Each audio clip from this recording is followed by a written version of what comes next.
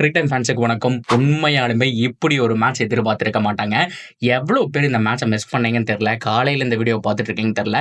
Dummy match தானே, LSG DC ஆட போறாங்க அவ்வளோதானே, 2 சம்மந்தமே இல்லாத ஒரு டீம் தானேன்னு சொல்லி நிறைய பேர் மிஸ் பண்ணியிருக்கிறதுக்கான சான்ஸ் இருக்கு.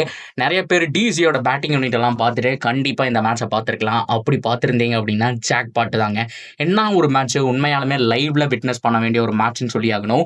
இந்த மாதிரி ஒரு மேட்சை ஐபிஎல்லோட 4வது மேட்சே நம்ம எதிர்பார்க்கல அப்படிங்கிறது தான் உண்மையான ஒரு விஷயம்.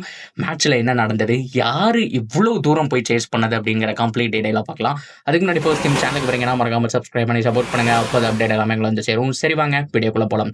ஸோ ஐபிஎல்லோடைய 4 மேட்ச் 4 டிஃப்ரெண்டாக நடந்தது.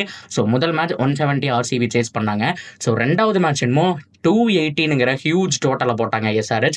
3வது மேட்ச் பார்த்தோம் அப்படின்னா சிஎஸ்கே, டிபிக்கல் சிஎஸ்கே சேப்பாக் விக்கெட்டுக்கு தகுந்த மாதிரி ஆடி வின் பண்ணாங்க.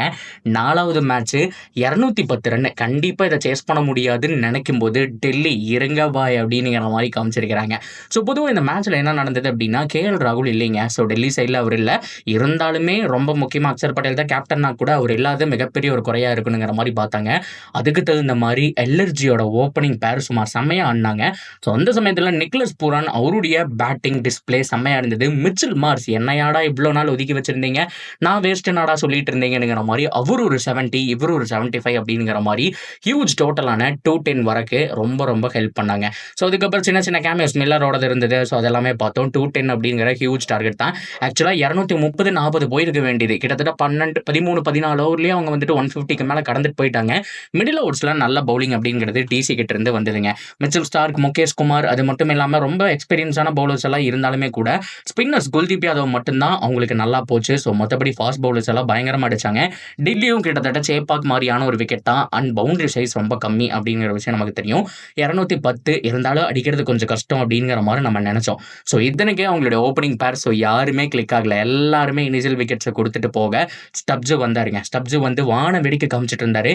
பேக் டு பேக் 2 சிக்ஸர் போனதுக்கப்புறம் ஸோ சித்தார்த் நம்மளுடைய தமிழ்நாட்டு பையன் பார்த்தோம் அப்படின்னா விக்கெட் எடுத்துட்டு சும்மா வேற லெவல் செலிப்ரேஷன் அப்படிங்கிறத பண்ணாரு. ஸோ அதுக்கு தகுந்த மாதிரி இடையில விபி அப்படிங்கிறவர் வந்தாருங்க. சரியான ஒரு பேட்டிங். உண்மையாலுமே இந்த மேட்ச் வின்னர் நான் எவ்வளவோ பேர் சொல்லணும் இந்த ஒரு டீம்ல டெல்லியை பொறுத்த வரைக்கும். அதுல ரொம்ப ரொம்ப முக்கியமான ஒரு ஆள் இந்த விபி தான். ஸோ இந்த நேமை ஞாபகம் வச்சுக்கோங்க. ஏன்னா அவர் தான் இந்த டோனை செட் பண்ணி கொடுத்தாரு. 11 பால் ஒரு 30 ரன் நினைக்கிறேன் குயிக் ரன் அடிச்சு கொடுத்துட்டு அவுட் ஆகிட்டு போனாரு. ஸோ அதுக்கப்புறம் தான் ஆஷுதோஷ் சர்மாக்கே அந்த ஒரு கான்ஃபிடன்ஸ் வந்துச்சு. ஸோ அதுக்கப்புறம் ஆஷுதோஷ் சர்மா போன வருஷம் எங்கே விட்டாரோ அதே மாதிரி கண்டினியூ பண்றாரு. போன வருஷம் நமக்கு 2 ஜெம் கிடைச்சாங்க. ஒன்னு சசாங் சிங், இன்னொன்னு ஆஷுதோஷ் சர்மா. 2 பேரையுமே பஞ்சாப் வந்துட்டு ரீடைன் பண்ண முடியாதுங்கிற விஷயம் தெரியும். ஆஷுதோஷ் சர்மா டெல்லிக்கு வந்தாரு. என்ன ஒரு பேட்டிங் டிஸ்பிளே. சமீர் ரிஸ்வி மாதிரியான பிளேயர் மேல நம்பிக்கை வச்சதுக்கு இவர் மாதிரியான பிளேயர்ஸ் மேல இன்னும் நம்பிக்கை வைக்கணும்னு சொன்னோம். சமீர் ரிஸ்வி போன சீசன்ல சிஎஸ்கேக்கு ஒரு நல்ல இன்னிங்ஸ் ஆனாரு. அதுக்கப்புறம் தொடர்ந்து பெருசா எதுவுமே வரல. இந்த சீசனோட ஃபர்ஸ்ட் மேட்ச் வரல. ஹோப்ஃபுல்லி அவர் பெட்டரா பண்ணுவாரு அப்படிங்கிற மாதிரி பார்க்கலாம். ஸோ இவருங்க கான்ஃபிடன்ட் கண்டிப்பா சொல்றேன். ஸ்வர் ஷாட் ஃபினிஷர் இந்தியன் டீமுக்கு கூடிய சீக்கிரம் நம்ம பார்ப்போம். அதுல எந்த விதமான மாற்றம் கிடையாது. அவ்வளோ கூலா அவ்வளோ காமன் கம்போஸ்டா மேட்சை கடைசி வரைக்கும் எடுத்துட்டு போனாரு. ஸோ அதுக்கு தகுந்த மாதிரி இந்த பக்கம் பேட்டிங்க்கு மட்டும் நம்ம கிரெடிட் கொடுக்க கூடாது. அந்த பக்கம் பவுலிங் ரொம்ப சுமாருங்க. ஸ்பின்னர்ஸ் மட்டும்தான் சபாஸ் அகமது, அது மட்டும் இல்லாமல் நான் சொன்ன மாதிரி சித்தார்த், இவங்க மட்டும்தான் நல்லா ரொட்டேஷன்ல போட்டிருந்தாங்க. மற்றபடி ஃபாஸ்ட் பவுலர்லாம் சொல்லிக்கிற அளவுக்கு ஒண்ணுமே கிடையாது. எல்லாரும் அடி வாங்குறாங்க. ஸோ அதுதான் ரொம்ப முக்கியமான விஷயம். 210 சேஸ் பண்ணிட்டாங்கன்னு சொல்லி டிசி நம்ம பாராட்டுறோம். எல்எர்ஜியை கழுவி ஊத்துறங்க. நிறைய சான்ஸை விட்டாங்க. ரிசர்வ் பண்ண பொறுத்த வரைக்கும் ரொம்ப க்ரூசியல் ஸ்டம்பிங். மோஹித் சர்மா அடிச்சிருந்தாரு அப்படின்னா காலி. அதுக்கு தகுந்த மாதிரி ஏகப்பட்ட ஃபீல்டிங்ல ஓட்டைங்க. சின்ன சின்ன இடத்துல ஒவ்வொரு ரன் ஓட வேண்டிய இடத்துலலாம் ரன் அவுட் அடிக்க வேண்டிய இடத்துல ஈஸியாக கையில தூக்கி அடிக்காம அந்த பாலை மிஸ் பண்ணாங்க. ஏகப்பட்ட குறைகள் பார்த்தோம்.